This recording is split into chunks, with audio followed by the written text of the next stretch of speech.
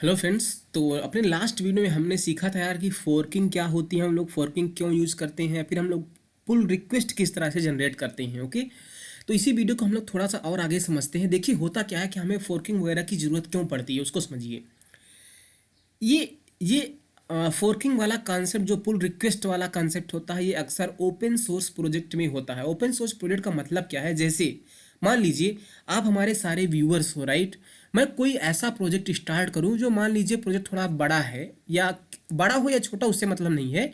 मैंने एक project start किया और प्रोजेक्ट को स्टार्ट करने के बाद अपने उस प्रोजेक्ट को अपनी इस रिपोजिटरी में रख दिया। मान लीजिए वो ये प्रोजेक्ट ये है, हमने प्रोजेक्ट बनाया, रिपोजिटरी बनाई और अपने अपनी जो हमारा हमने हमें जो काम करना था, हमने काम करने के बाद ये सारी चीज़ें यहाँ पर फाइल्स रख दी। अब आपको मान लीजिए पता चलता है यार कि हाँ यार, हम वशिष्ठ भैया के इस रिपोजिटरी में हम एक फ़ीचर ऐड कर सकते हैं, क्योंकि ये एक अच्छा प्रोजेक्ट है तो हम इसमें एक फ़ीचर अपना ऐड करना चाहते हैं। तो आप कैसे ऐड करोगे हमारी इस रिपोजिटरी में फ़ीचर? आप देखिए, आपके पास कुछ ऑप्शंस हैं। हाँ, आपको ये कोड तो मिल जाएगा। कोड, अगर आपको सिर्फ कोड चाहिए तो आप सिंपली यहाँ पर आओगे और यहाँ से इसका यूआरएल लेके क्लोनिंग का कॉन्सेप्ट जो भी आपने पढ़ा उसको क्लोन कर लोगे। तो आपको कोड तो मिल गया, लेकिन जब आप कोड को मिल गया आपको, तो कोड को आप मॉडिफाई करोगे।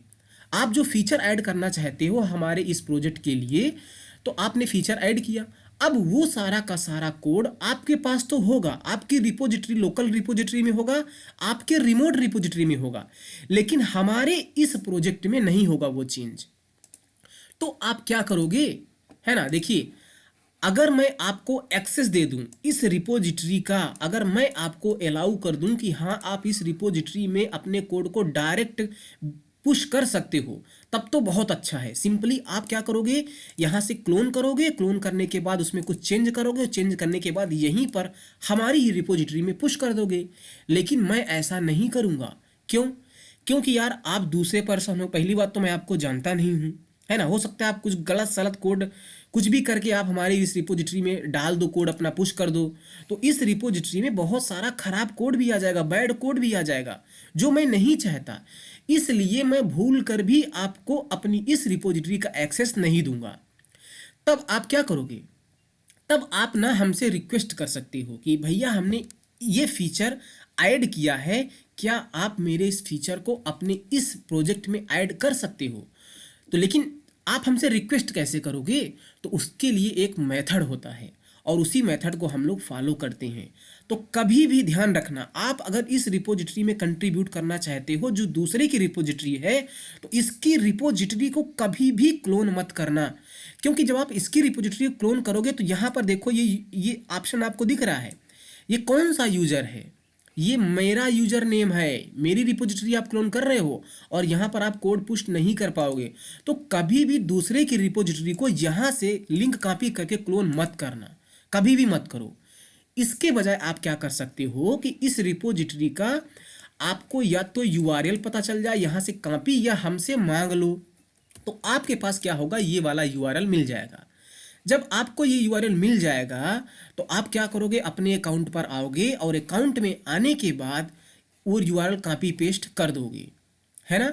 अब जैसे मान लीजिए कि मुझे एक रिपोजिटरी में कंट्रीब्यूट करना है, तो मैं लिखता हूँ गिटहब पांडास, हमने लिख दिया, है ना।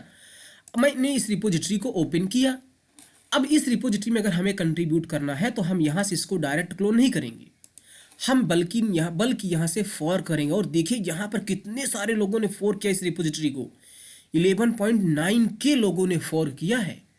तो आप इस रिपोजिटरी को यहाँ से फॉर करोगे और जैसे ही फॉर कर लोगे तो इसकी एक कॉपी, थोड़ा ये टाइम लगाएगा क्योंकि बड़ी रिपोजिटरी है, तो इसकी एक कॉपी आपके इस पूरे पूरे सिस्टम में अवेलेबल हो जाएगी। समझ में आया? ये सारी चीज़ें मैंने पिछले वीडियो में बता दिया था, सिर्फ मैं आज बता रहा हूँ रिवीजन के लिए, ताकि आपको कॉन्सेप्ट क्लियर हो जाए। तो जब आप फॉर कर लोगे तो वो रिपोजिटरी आपके अकाउंट के लिए अवेलेबल हो जाएगी। फिर आप क्या करोगे, जब वो रिपोजिटरी आपके अकाउंट के लिए अवेलेबल हो जाए तब आप उसको क्लोन करोगे यहाँ से। तो जब आप क्लोन करोगे ना, ध्यान रखना यहाँ पर आपका यूजर नेम होना चाहिए, है ना। वैसे भी जब वो रिपोजिटरी को आपने फॉर किया तो वो रिपोजिटरी आपके यहाँ पर आ जाएगी आपके अकाउंट के लिए, तो यहाँ पर आपका यूजर नेम होगा। फिर क्या करोगे, आप इसको क्लोन करोगे, यहाँ से क्लोन करने के बाद मॉडिफाई करके उस चेंज को पहले अपने इस रिमोट रिपोजिटरी में क्या करोगे, पुश करोगे, और उसके बाद पुल रिक्वेस्ट जनरेट करोगे।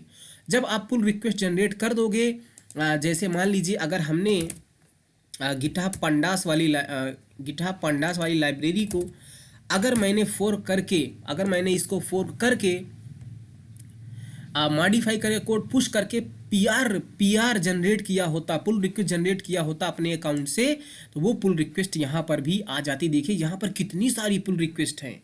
तो इस रिपोजिटरी का जो भी ओनर होगा वो क्या करेगा, पुल रिक्वेस्ट में आएगा, सारी पुल रिक्वेस्ट को वो देख सकता है। देखिए कितनी सारी पुल रिक्वेस्ट यहाँ पर हैं। उन पुल रिक्वेस्ट को चेक करेगा और चेक करेगा, देखेगा क्या क्या कोड है, क्या क्या मॉडिफाई हुआ है, और सबसे इंपॉर्टेंट बात देखिए कोई कॉन्फ्लिक्ट नहीं है, तो वो यहाँ से उसको मर्ज कर लेगा, है ना। और इस तरह से आपका जो कंट्रीब्यूशन होगा इस प्रोजेक्ट के लिए वो यहाँ पर आ जाएगा। तो आई होप दोस्तों आपको सारी चीज़ें समझ में आई होंगी, किस तरह से हम दूसरे के प्रोजेक्ट में कंट्रीब्यूट करते हैं, उसका क्या प्रोसेस होता है और उसके लिए क्या क्या पुल रिक्वेस्ट होती है। So thank you.